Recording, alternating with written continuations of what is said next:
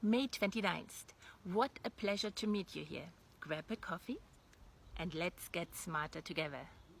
I've spent the last week and a bit now with my grandparents, and no matter how old I get, I always feel like I'm still a small child at their house. So I figured we could talk about something childhood related today, like imaginary friends. In the last couple of weeks in the womb, we are practicing so that once we are born, become an individual pattern of patterns in the physical world, our cells collect, interpret and communicate data independently. We perceive. But we are not yet sorting and selecting information because that requires a sorting algorithm with specified criteria which we still need to work out. No sorting and selecting means there's no real-time sense-making yet, no model of a world, and therefore no separated area in this model of a world to call self. All there is undiluted chaos. Step 1 on the path to a first model of a world and self involves the connection of oscillation in the neurons with contrast. Strong oscillation equals strong contrast, equals light and color. Weak oscillation equals weak contrast, equals the absence of light and color. As contrast is a continuum, this continuum can be used as a scale or dimension. Once you combine multiple dimensions, you can create objects and organize them in relationship to each other. In other words, you can create a model of a world. But at this point, we have only one dimension, contrast. We've separated night from day, and that's not yet enough for any world generation.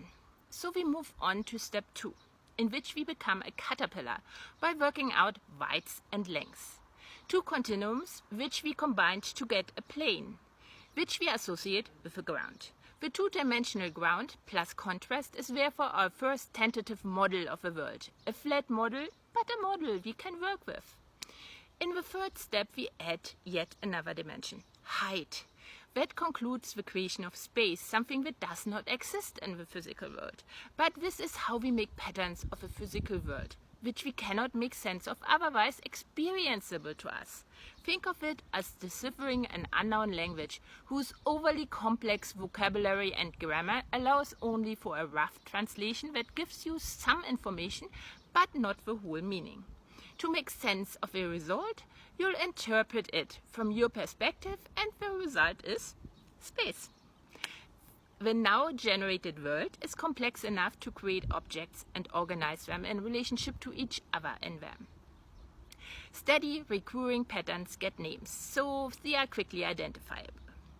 In the fourth step, we realize that colors of objects can change due to changing light, even though the object remains the same.